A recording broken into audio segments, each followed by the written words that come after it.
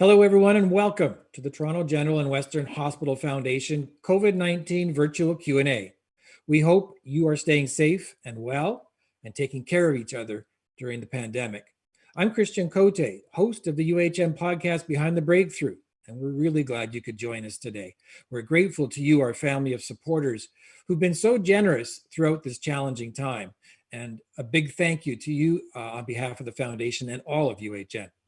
This episode, we're talking about, of course, the vaccines.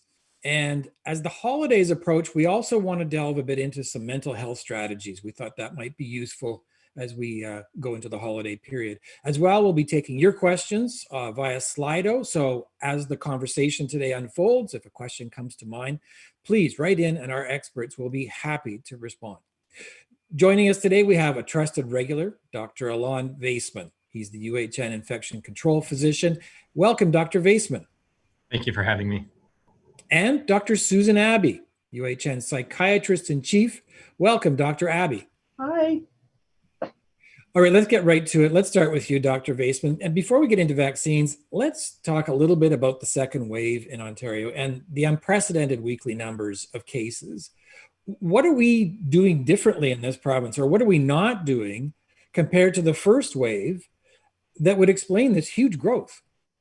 It's an important question. I think a great comment was made by the Deputy Chief Medical Officer of Canada when he said that there's a lot of COVID fatigue going on across the country.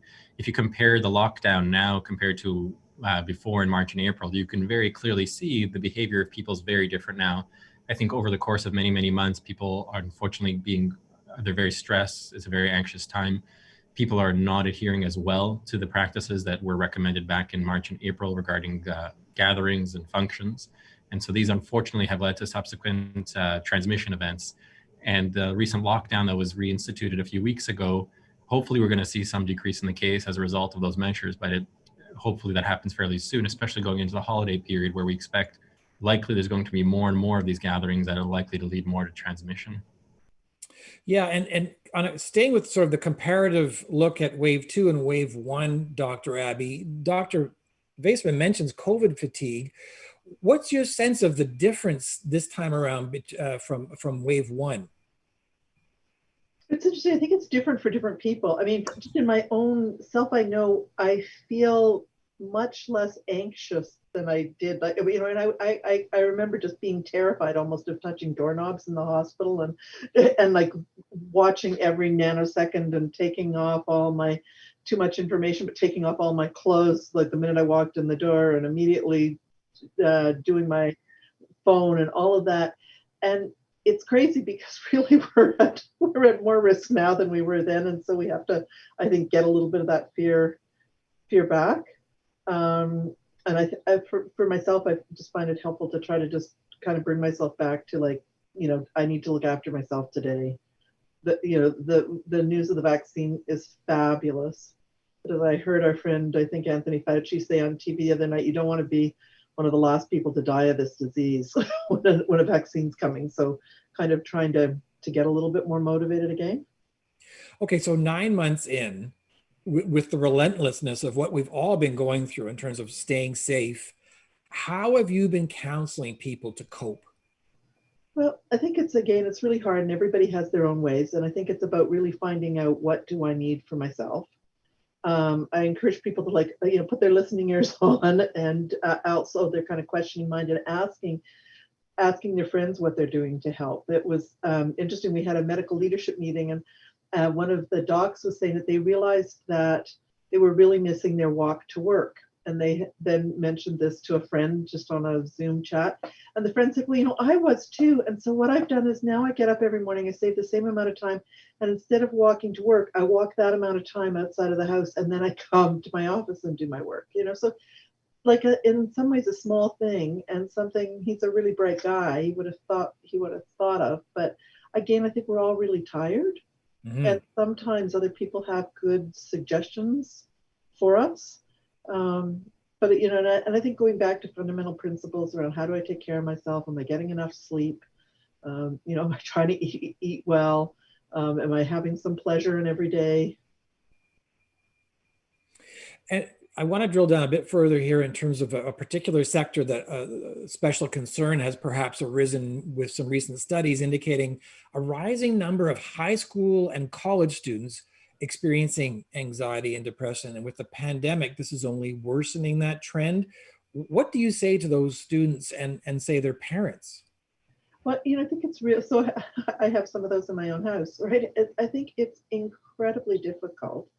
I also try to help them put it into perspective of, every age through human history has had its really challenging moments.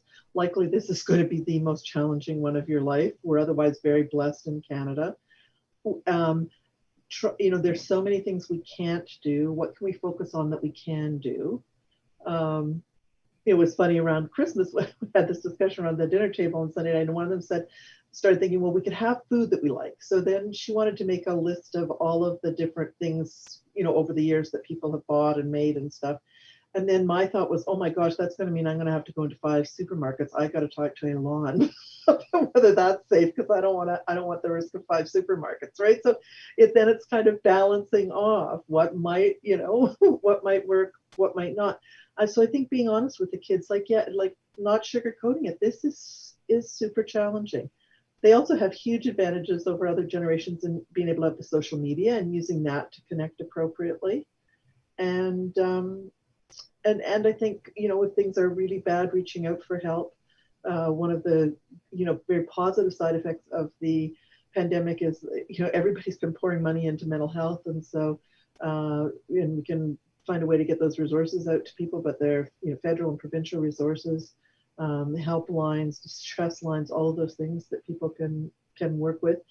And, if it's more of a kind of minor irritation, minor anxiety, of trying to just putting it into perspective. And again, I say to everybody, the vaccine is coming. So, right, we're not, it's not if, it's like a question mark, is if it's going to come, but it's kind of when it's going to come. And so how do we get through to them? And perfect cue for Dr. Vaisman. Let's dive into vaccines. Yes, they're finally here, and we see amazing efficacy numbers from all the phase 3 trials of the various vaccines. But there is a perception, right, that the development was rushed, but this is unprecedented. Usually vaccines take years to develop. This was done in less than, a year, 9 months. That makes some people question the safety. So what's your take, Dr. Vaisman, on this concern with regard to the safety of these vaccines? Absolutely, people should be aware of side effects, and people should be concerned about potential side effects from anything that you put into your body, including medications and vaccines. We do have a lot of data because there were tens of thousands of people that were enrolled in the trials that demonstrated the efficacy of the vaccine, that have shown us what the possible side effects are. And so we know that in the short term, there are no significant major side effects comparing the vaccine to the placebo. It's true that the vaccine side effects are likely to be higher than, say, like an influenza shot. For example, there's significantly higher the local pain associated with the vaccination. A lot of local symptoms, redness, swelling, those things were documented as well. Headaches are more common with this vaccine compared to influenza, for example. So a lot of people have been taking influenza vaccines, so they kind of have an understanding of what that's like. But there hasn't been any documentation of any major side effects that have been documented so far in the most recent publications associated with the most recent vaccine data that has been released. And this is all very fresh, of course, because the peer-reviewed publication only came out today about the Pfizer vaccine that will be rolled out very shortly. So I think it's very important for people to address side effects, to discuss them openly. But as of yet, there haven't been any major differences found out yet.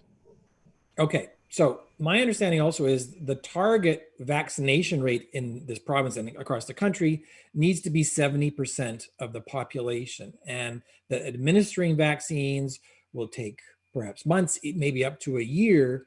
So the challenge will be how to keep everyone safe throughout that time of the rollout and the distribution of the vaccine. What's the public health guidance during this vaccine rollout in terms of, say, again, our interactions, masking, physical distancing, etc.? Yeah, despite the fact the vaccine rollout will come out very soon, the recommendations won't change anytime soon. So for the next few months, at least for the foreseeable future, all of the public health measures that have been instituted are likely to continue. So whether or not restrictions will be present will be the same kind of approach that has been taken until now, which means looking at case counts, looking at the high ICU capacities, the hospital capacity, the number of deaths that have occurred. Those measures will continue. So the distancing, the masking, the hand hygiene, not reporting to work when you're sick, those are going to continue. We will need to get a fairly high number of individuals vaccinated and immunized before there will be a significant change in those recommendations.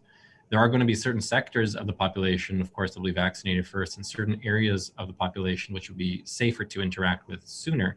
But as a population level recommendation, likely those health measures will be continuing at least to the spring and perhaps summer. Okay, so again, we all tend to look at the vaccine now that it's presenting the light at the end of the tunnel. We look at it as a silver bullet, but this is, again, not an overnight sensation. Right. So not only is it overnight, but even once we have a high degree of vaccine rollout, even if there's a lot of people vaccinated, there will still be likely some residual of the measures that we're still doing. So there still may be public masking for a very long time. There still may be social distancing rules put in place into public spaces. There still may be restrictions in large gatherings like stadiums, for example. We don't know yet what that is going to look like, but it's very likely that a lot of that's going to continue even past the time where we have a very high rollout, a very high uptake of the vaccine. So Dr. Abbey, back to you, because in the meantime, in this very short term, as the holidays approach, we're still under very limiting restrictions in parts of Ontario. What advice do you have for families that are now not able to come together to celebrate? So I think a couple of things. Again, I think I saw an article where Emily posted, the etiquette expert said something, I'm paraphrasing her, but she said that we spend too much time thinking about kind of missing the usual and not enough time thinking about the possibilities. So I'd really encourage people to think about kind of what's important to them. Like, what are the things that are most important about the holidays? And then how do you do those things virtually? So one of my friends, I just got an invitation last night. I was very excited. We always go to a concert together. Turns out that the concert's been put online. And so she's bought concert tickets for her friends. We're all going to watch it at our own time. And then she's going to drop off a box of cookies and a cocktail at everybody's house. And we can have an hour kind of Christmas party together. Is that the Handel's Messiah at Massey Hall? No, it's another wild one. I'll have to tell you later about it. It's really fun. For some people, it's like that it's opening gifts that's important. So you could open gifts over Zoom together, or I like being able to really catch up with people that I don't see so often. But so I think I'm just going to try to talk to them kind of back to back on Christmas afternoon. It's been funny. Some people are saying like Hanukkah cards and Christmas cards and all that. Who cares? This is not the year for them. I was talking to a lady in the post office on the weekend. She had a stack about this big. I said, "Oh, you are really good." And she said, "I've never sent them before, but this feels like the year to do it." And so, and it was giving her a lot of pleasure, and clearly a whole bunch of people are going to be helped with it. Doing something interactive, people can bake together, you can watch movies together, you can have 3 families all do scavenger hunt list and then show their wares on Zoom. So I think there are a lot of things to do. I think the other thing is, again, to really focus on what are the opportunities here. So again, I was saying to one of my kids, well, like every year you bitch and moan about having to go see the family. So this is your year. This is your special COVID Christmas. We can order Chinese food and not get out of our pajamas all day if we want. Like what could we do that would be fun, that would be different? And I think that's really the perspective that we need to take. So lemons and lemonade. Lemons and lemonade. All right, though, with the added isolation due to the pandemic, this is, I'm sure, going to be an exceptionally challenging time, especially for those who live alone. What suggestions are there on how to maintain mental wellness for people in that situation? Well, thanks for asking that, because the other thing I was going to say is, I think that for people that do have people around them, to spend a couple of minutes thinking about who they might know who doesn't have people around them, and adding that to our festivities, if we all made a commitment to try to reach out to people. I've got another friend who lives alone who's found this very, very challenging. It's been interesting. She told me what she's been doing, and she's now been sending emails or sort of snail mail to people that she used to have kind of involvement with, but haven't seen in like 20 years or 30 years. And so she's kind of making an offer out, and everybody's been responding back. So I think that that's really quite lovely. And I also think if you're alone and it feels too bad, then just cancel Christmas, or cancel Hanukkah, or cancel Kwanzaa. It doesn't have to, be there. It can be another day. Just like let it get past. Yeah. Connection, though, from what you're saying, obviously connection is one of the most important things, and reach out to people perhaps even if you're saying that you haven't seen in a while.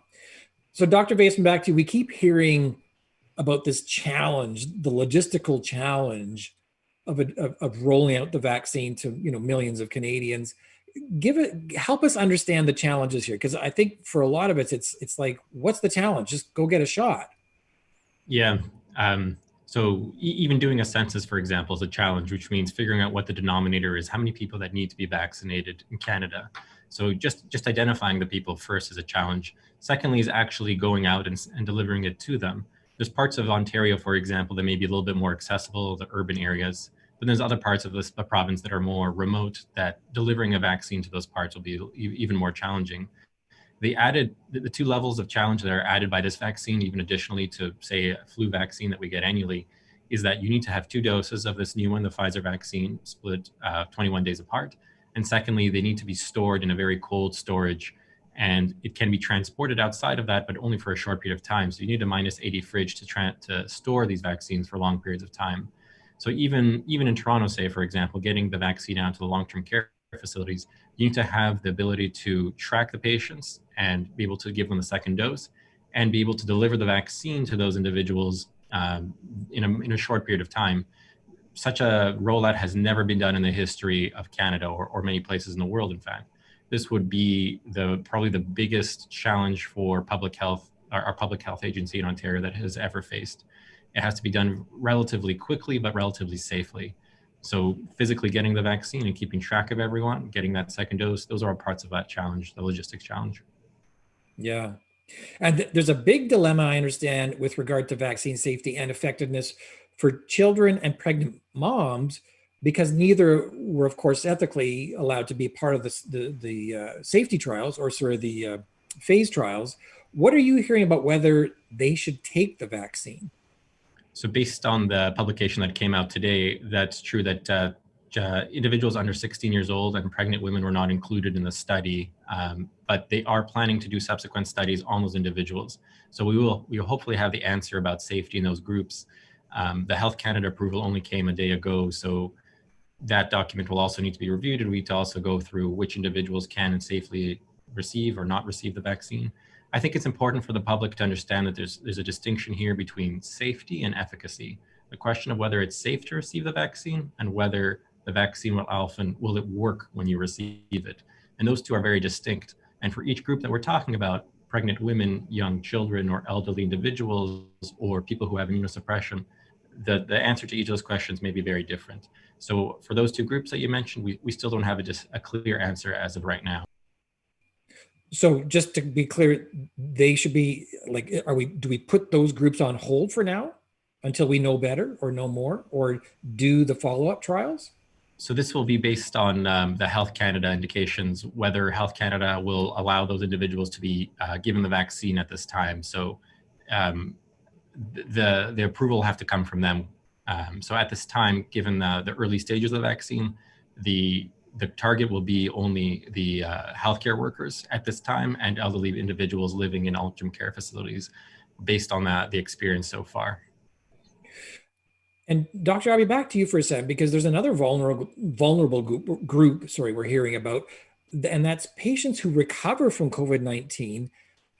Because there was a study recently published in the Lancet Psychiatry that showed there was a spike in psychiatric disorders in those who recover from the virus, and many of them who had no history at all of mental illness. What do you make of that?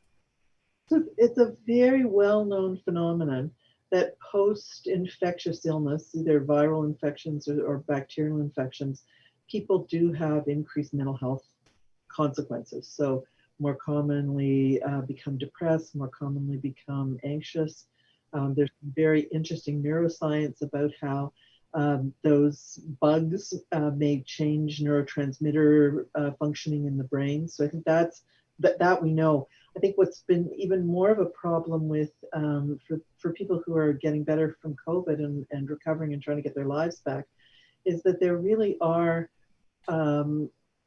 much more commonly also these sort of weird physical symptoms that happen and that come and go. And I often say to people, it's like a 3 steps forward, 2 steps back, 4 steps forward, but up this, and so it's to kind of not catastrophize on the downslope, to kind of take advantage of the upslope, to pace yourself, to do all of those things. And we're doing a lot of work, and there's some wonderful studies going on at UHN and the CanCove and the OnCove trials of sort of surveilling people who are recovering from COVID so that we can understand the symptoms that they have. The internists are seeing them, the rehab docs are seeing them, the neurologists are seeing them, my gang are seeing them.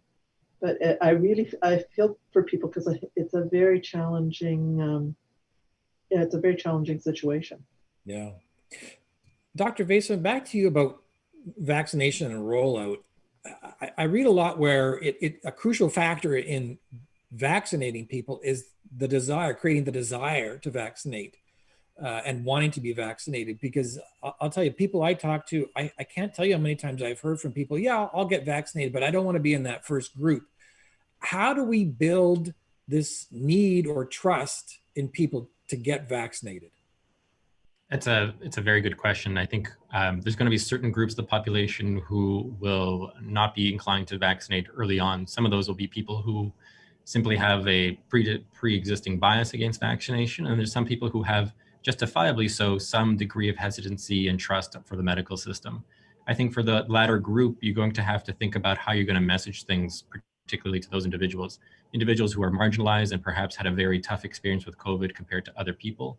They will need to be having special targeted messaging, answering their questions, describing the nature of the vaccine, its side effects, the risks and benefits of taking the vaccine. I think that doing that will take care of a big chunk of those individuals who are currently hesitant to take the vaccine. Ultimately, I do think there will end up being a high uptake, but it will require very careful messaging with individuals.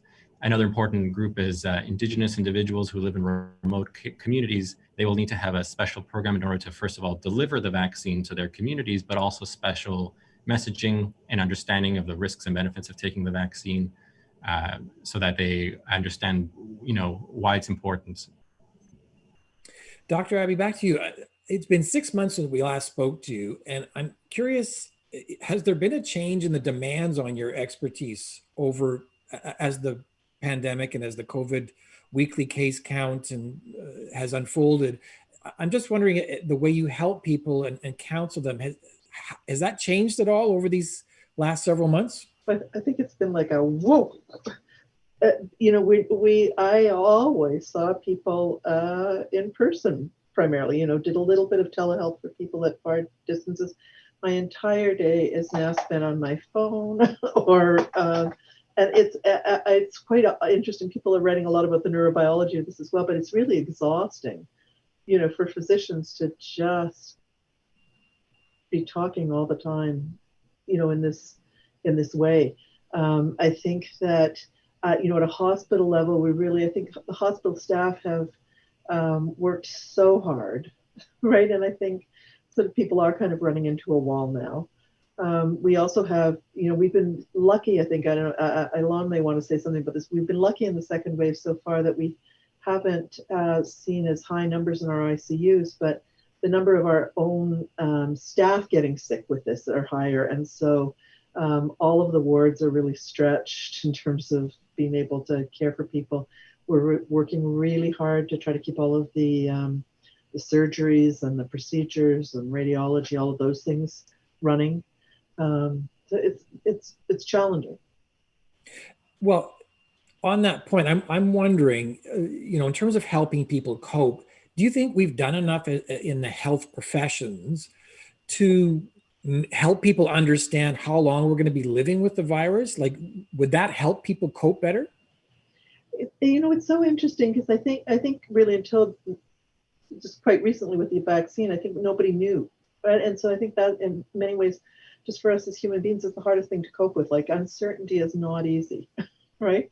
I have a very dear patient who said to me very early in the pandemic, and I kind of keep her words always at heart. She always says, today we're one day closer to this being over. And so, I've been trying to use that myself, and I encourage other people.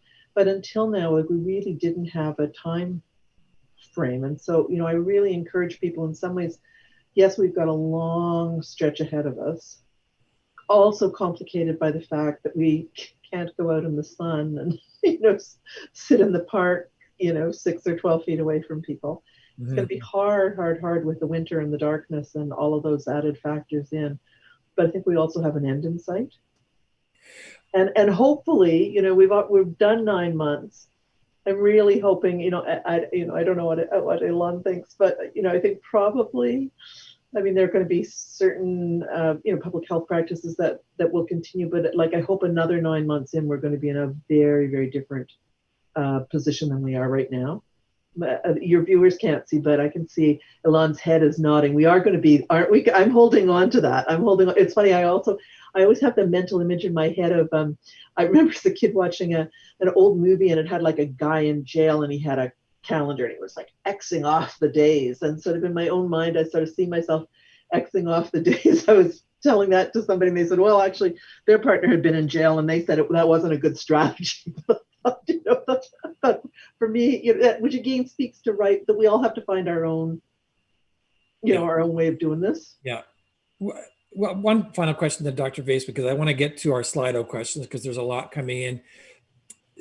During the first wave, we heard so much about, we're in this together. We need to flatten the curve. And this time around, we're not hearing a lot about, say, flatten the curve. And there's nobody, people aren't out banging their pots anymore.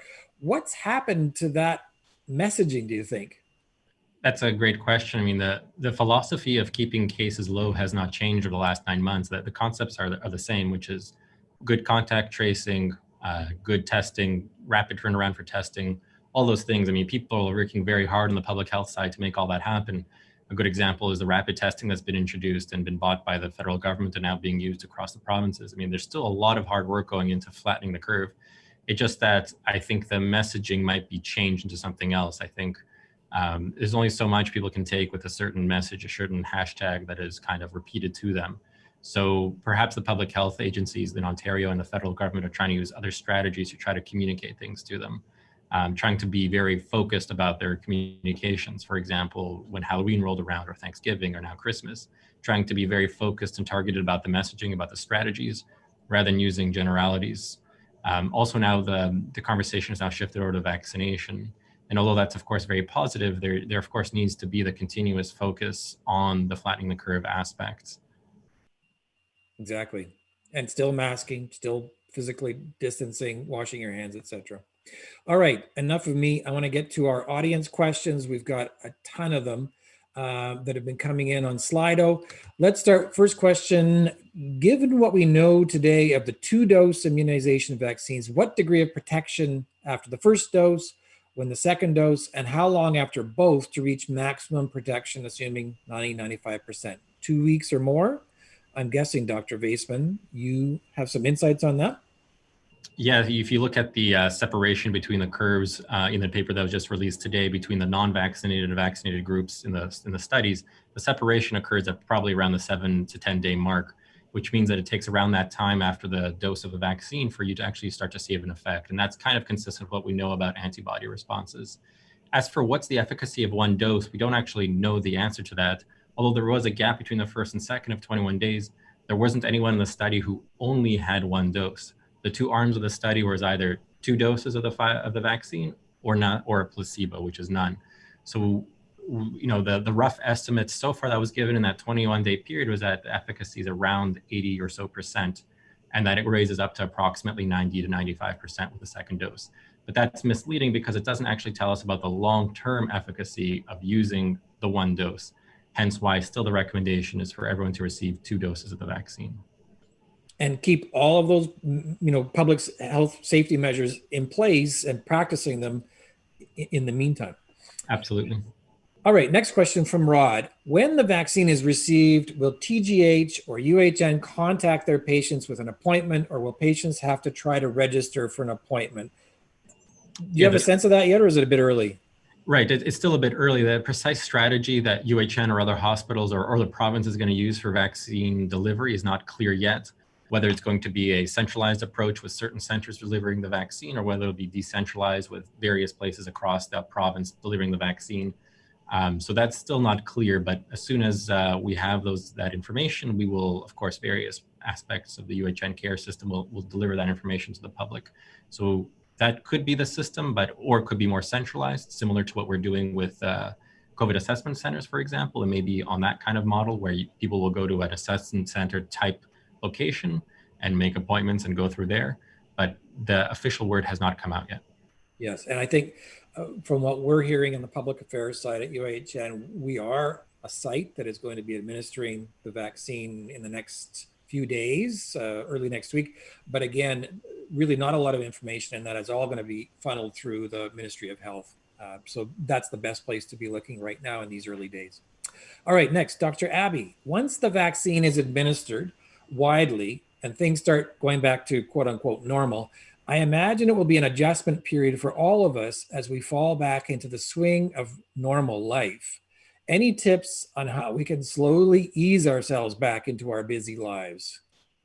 It's a really interesting question. I was thinking about that. And, my bet is on the first hand is that it's not, I think we're all hoping, or many of us are hoping, that it's going to be almost like a light switch being turned on. But I think after listening to Dr. Vaisman today, right, it's really clear that this is not going to be a light switch, that it's going to be a sort of a slow paced period.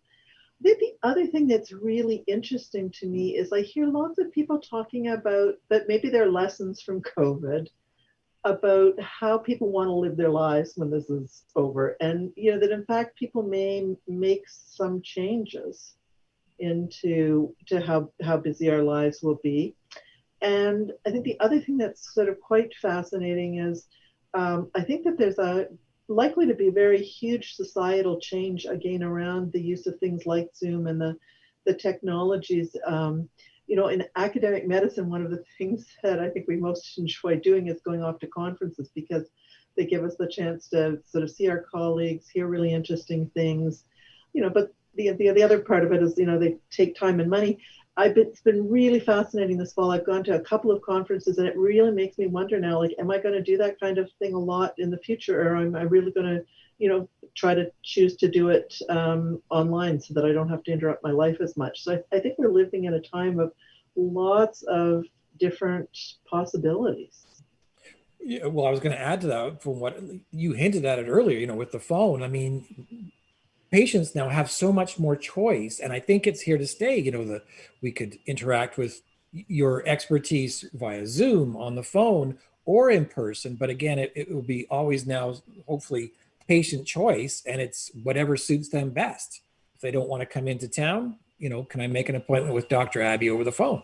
Yeah, and I think, and it's going to be fun too, because I think many of these things that have had to happen very quickly because of the pandemic, now we're going to have to look at sort of mechanisms to continue this. So, OHIP had to change its billing codes very quickly to allow people to do this and to keep people safe. But it's clear that it's, this is something that the public really like and is really helpful. Absolutely.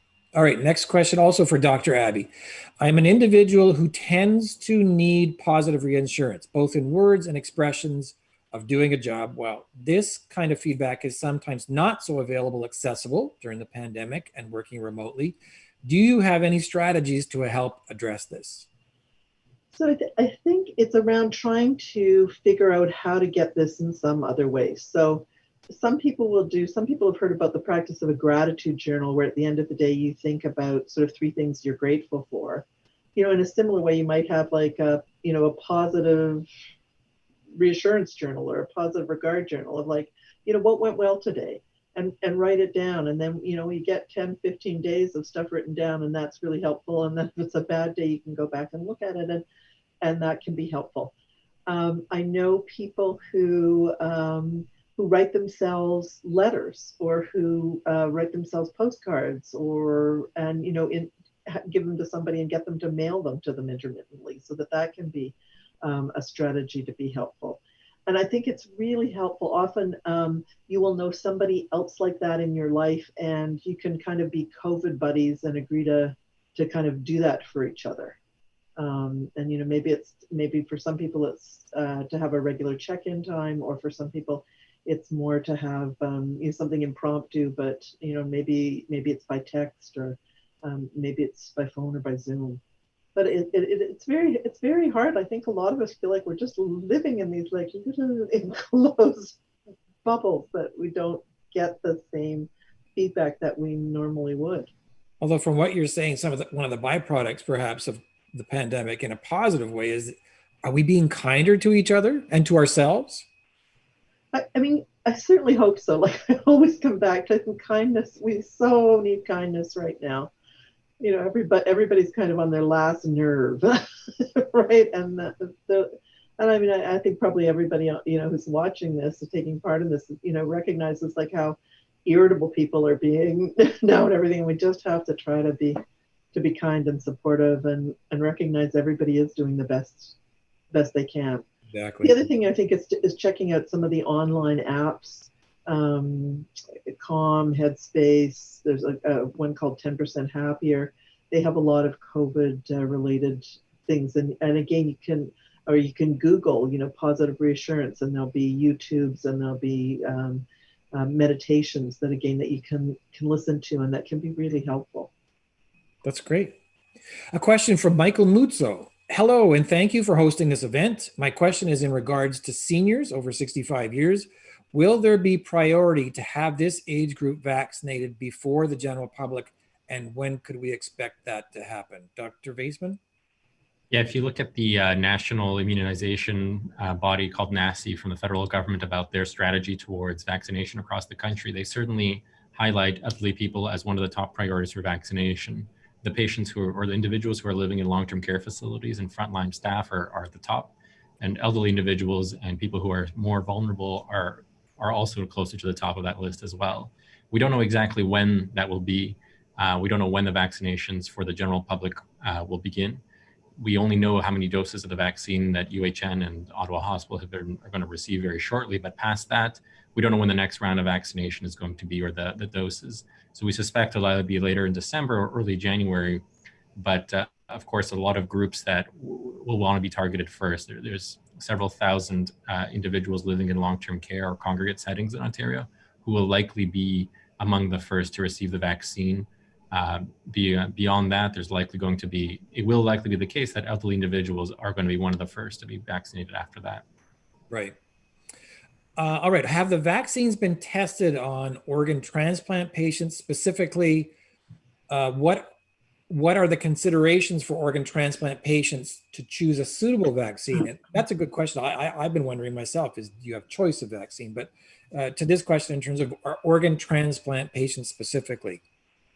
Also, in that publication that came out today for this new vaccine, the Pfizer vaccine, there wasn't a specific comment on patients who are immunocompromised, and that includes patients with transplant. So we don't know yet the answer to the two questions about efficacy and safety of using the new mRNA vaccine on these individuals. It doesn't appear that there will be a contraindication, but that's a little bit early to say. So we're waiting for the data to come from them to study the vaccine in that group to be able to say whether it's suitable or not. There are various other vaccines in various other stages of development, including other live attenuated vaccines that are otherwise contraindicated in patients who have organ transplant. For example, there's the MMR vaccine, measles, mumps, rubella, which is contraindicated. So there are COVID vaccines along the same line, which would likely be contraindicated. However, there are several other types of vaccines that are still in the works, the other mRNA vaccines, for example. So right now, unfortunately, it's a little early to say which vaccine is effective and which vaccine is going to be safe to be used in organ transplant patients. And sorry, Dr. Vaisman, when you say contraindicated, meaning that person should not be taking that vaccine? That's correct. That's correct. There are a set of pre-existing vaccines which we know are not safe for patients who have organ transplant to take. So far, the mRNA vaccine is not known to be one of them, but very early to tell. We need data on that before before the Health Canada will approve it for that in those individuals. All right, thank you. Dr. Abbey, back to you. Do you think there will be any long-term mental health repercussions from this pandemic, i.e. PTSD, among a large number of the world's populations, increased anxiety around germs, cleanliness, etc.? How can we start to heal mentally from this experience? It's a really interesting question. Of course, the best press is with dire, kind of dire predictions. So lots of people writing about concerns about long-term mental health repercussions. And to be fair, there may be some for some people. I think there's also, though, for some people, there's a resilience that is going to come out of this that's going to be helpful. And we're already seeing that in some of the research work we're doing. One of the things that people should know that's fabulous is several philanthropists have actually provided funding for my group. Dr. Catherine Trottier is an international expert in PTSD. And so we're actually developing what's going to be an online platform so that people can easily get help and work on healing from this experience. So I'm hoping that that's going to be kind of out in the next couple of months. When we first started, I guess the other challenge is this is sort of interesting in that it's going on a long time. We know much more about how to help people with PTSD when it's like something sudden, like a hurricane or the Twin Towers, or it's like boom, and then there's a beginning and an end to it. This is going to have a long tail. One of the things that I personally am sort of most interested in seeing, and some people may recognize this, and please reach out for help if you do, but is the increased rate of alcohol, particularly alcohol use. And some people just have gotten into drinking way, way, way too much with negative health implications right now. And so, I think that's potentially reaching out to some help about that, because we've got really good anti-craving medications and medications to help people tailor down their alcohol use if they need, and also talking interventions for that. So I think we still don't know how this is all going to play out. At the end of the day, I think human beings are incredibly resilient. Most of us are kind of very lucky, and we've had good lives, good experiences. We're likely to do well with this. Some of us are unlucky, have had early childhood traumas, experiences of deprivation, other injuries, assaults. And, for those of us who have that story, this may be more challenging to get through. But I think there's a real commitment in the mental health community to try to be helpful to people and to move this forward. And that's perhaps been another positive byproduct of the pandemic. Just a note for everybody, because of the demand of questions, and we are approaching theoretically our out time at 5:45, we've been able to extend the Q&A to the top of the hour. So we're hoping Dr. Vaisman and Dr. Abbey, you can stick with us, correct? Yes. Great. Okay, so this next question probably could go to both of you, if you both want to chime in. This is from Jenny.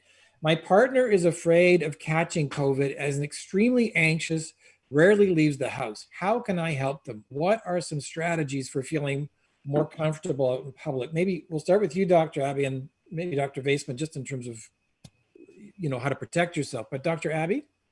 I'm really glad you're going to involve Dr. Vaisman, because I was going to toss him a question around this. So, so one of the things I think we'll ask Dr. Vaisman too, because I think with Alon, so we want to take appropriate precautions, right, when we go out. And so I think doing all of those things is really important.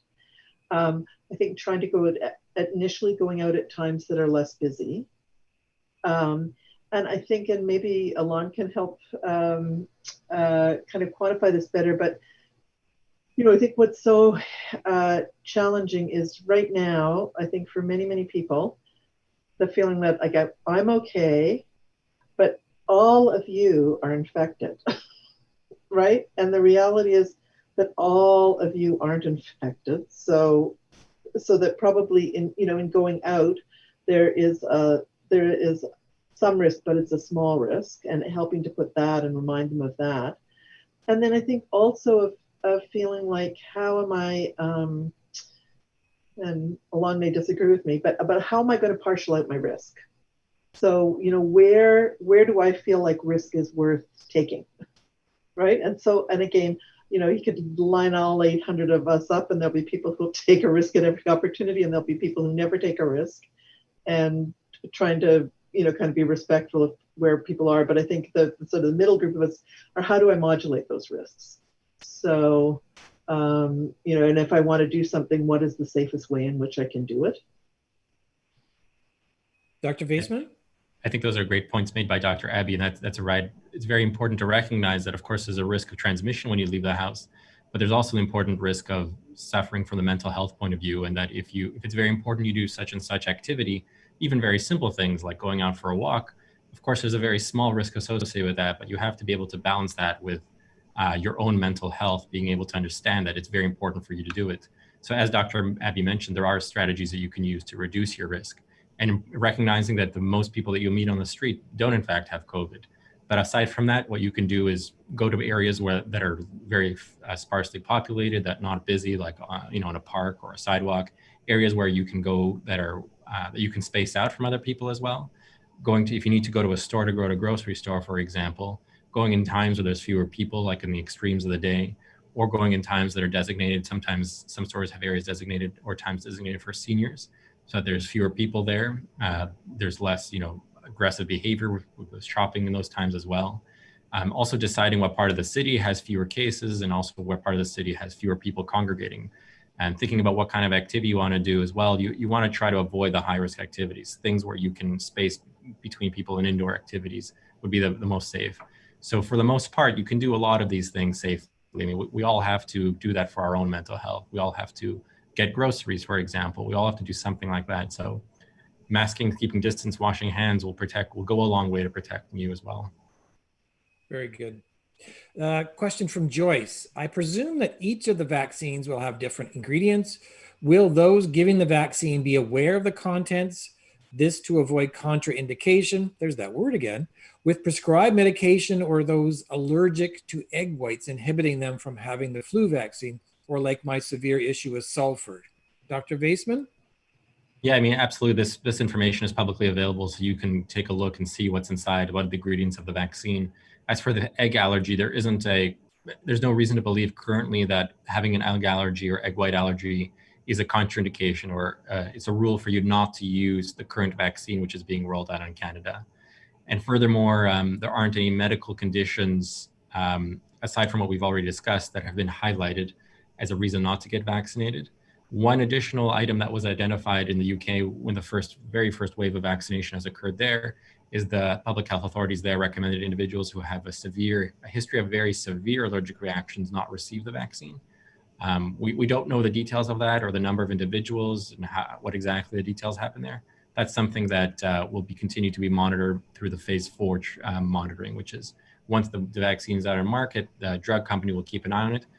And of course, the health bodies in the various countries where it's approved will also keep a close eye on these reactions. And if anything new comes up, this will be part of the Health Canada recommendations around who can safely receive the vaccine. All right, next question from Dorothy. This is also for you, Dr. Vaisman. Rooming house, different rules retesting, some faking symptoms to get tests, heading home to red zones, putting quarantine rules on other roommates, causing serious anxiety. How can you handle unreasonable people, will not listen to facts? How can you help your own mental health in these situations? Actually, sorry, this perhaps both of you, but maybe we'll start with you, Dr. Abbey. Oh man, it's so hard. One of my friends says all the time now, you can't fix stupid.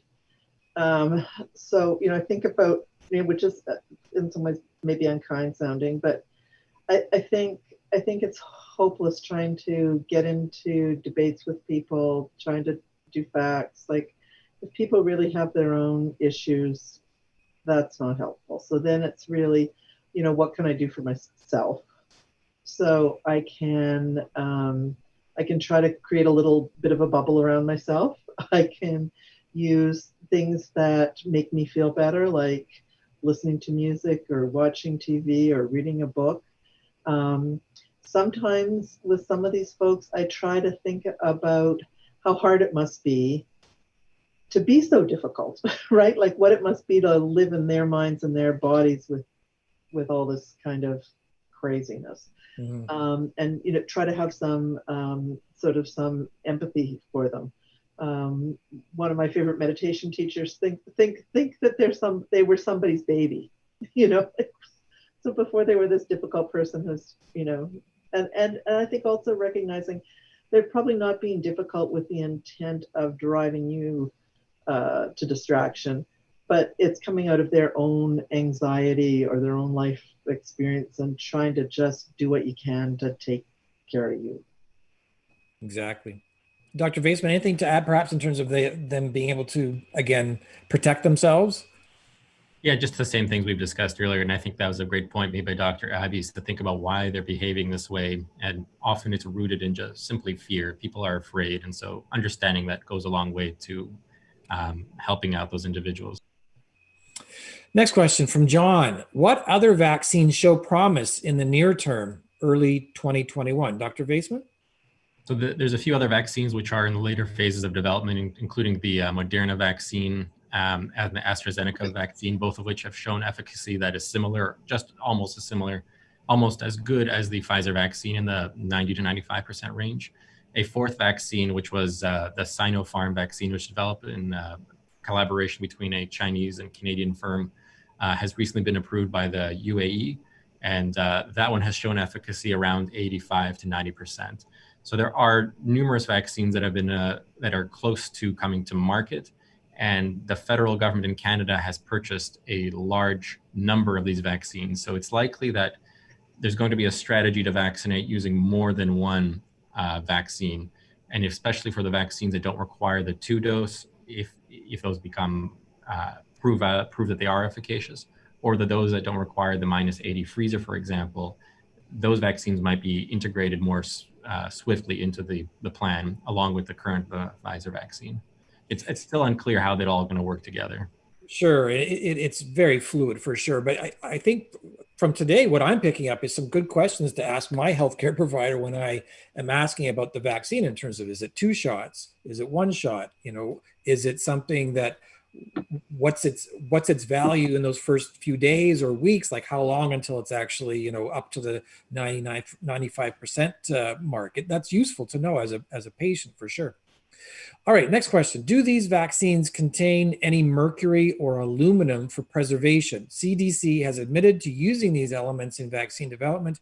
How potentially dangerous when injected into the human DNA? Dr. Vaisman? I'm not sure exactly about the ingredients in this specific Pfizer vaccine that's been rolled out. If they're referring to previous vaccines that have used these elements, there isn't any current evidence to suggest that the contents that have been used previously in these vaccines over the last 20 or so years, for example, in the flu vaccine or the MMR vaccine, that any of those contents were harmful. So the current studies, again, with the side effects have not demonstrated any significant differences between the groups outside of the allergy, which we spoke about just a few minutes ago. Those are the history of a high degree of allergies or severe allergies. So at this time, we don't have any reason to consider that the ingredients of the COVID vaccine are harmful for exposure to individuals. Next question, Dr. Abbey. My job is very stressful. What can I do not to be too stressful? Well, I think everybody needs to figure out an answer to that question. I think there are a couple things. I think it's really important to know, partly it's around managing stress, and partly it's around, I think, also managing our energy. So a lot of people have been writing and talking a lot more lately about energy management. So I think knowing, and also knowing something about how to calm ourselves and put whatever the situation is in perspective. So then I think it really is around figuring out what's going to be helpful. So I used the example earlier on of my doctor friend who's now going to go and walk for 20 minutes rather than walking to the subway to come down to work, is just going to walk to get the walk, because he knows being out in the fresh air and walking is helpful to him. I've got friends that find that they need to be out in nature. So they walk to one of the parks on the weekend, or they go hiking somewhere if that's what is helpful for them. I know for me, I'm much better at managing my stress when I'm well rested. So I decided at the start of the pandemic, and all of my friends, I used to burn the candle at both ends. I am in bed and asleep by like 9:30 or 10 o'clock at night. There is nothing that will cause me to interfere with my sleep right now, because that's, for me, that's really important. I think using some of the calming techniques can be very helpful. Lots of meditation, relaxation exercises. You just need to Google or YouTube, and thousands of them will come up. Physical exercise, we've talked about making sure that we're well fed. It's really easy for people who are working to just be glued to the Zoom. And in the past, you had to walk to a meeting, which gave you a chance to pick up a coffee along the way or do something. Huh? I want to know what happened to phone calls for meetings. Right now, just everything have to be Zoom. Everything has to be Zoom. So I think it's really around thinking about like what might help me. And the other thing I think that's really helpful for people is to try something. Like it can sound overwhelming, like all these different things. So to try the one thing that feels most appealing. Try it for a week, 10 days. See, does this help? That's great. And I think the other thing is trying to put it, just to see if you can put some of it into perspective around, at least it's great to have a job in these days when so many people don't. And really the world has very big problems right now. And so, and then I was thinking my grandma always used to say, 100 years from now, is this going to matter? And I would feel very irritated with her, but as I get older, I'm sort of thinking there's some wisdom in that, but maybe it's not 100 years, maybe it's like 10 years, or maybe is it even 10 months from now, is this going to matter? But really finding just something that works for you and that you have a couple of things and sort of try to be playful with it to find something that gives you some release from all of the stress. Or my daughter would say, go and buy a puppy. Although when I found out how much they're selling for now, that is too stressful for me. And it's curbside pickup? No, I'm kidding. Next question from Mark. Reposting. How do you see those not viewed as elderly, but who do have underlying health issues being prioritized? This New York Times link doesn't work for Canadians. Not sure about the New York Times link, but Dr. Vaisman, how do you see those not viewed as elderly, but who do have underlying health issues being prioritized? Yeah, I think there are going to be certain groups where we do want to vaccinate those in a priority who are not elderly. That will be part of the strategy that every province will have to roll out in terms of how they disseminate their vaccines. And assuming that the safety and efficacy questions have been answered, then some of those high-risk groups would likely include patients who have cancer or patients who have organ transplant, for example. So once we have a better understanding of that, it's likely that those individuals will be higher up in the priority list. Depending on when that information will be available and depending on how many vaccines are available, that may look very differently. It may be a moot point if there's a wide variety or a wide number of vaccines available at that time, like the actual stock. It may be that'll be simultaneous with the rest of the population, or it may be that the numbers are still low and there's still some degree of prioritization which will be required. So this is all very early, so we don't know how that plan is going to roll out, how that plan is going to look like. Fair enough. This is going to have to be our last question, everyone. When do you imagine will we have a better understanding of what exactly the vaccine will have an effect on? I hadn't actually thought of this. Will it reduce only the severity of the virus, or will it prevent transmission as well? So currently we know one thing very definitively about the vaccination, and that's that it prevents infection. We have a sense that it likely prevents severe infections as well, based on the data that's been presented so far, but that's still a little bit unclear. As for whether it prevents transmission, we have no actual concrete evidence about that. We assume that it does, but there isn't a definitive evidence showing that it prevents transmission. What I mean by that is that an individual who has been immunized, we don't know that they can't be infected with a very mild form of the illness or no symptoms at all, and then pick it up and transmit to another individual.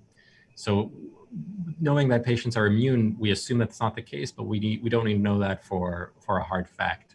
So that's a very important element to keep in mind as we roll out the vaccines among healthcare workers.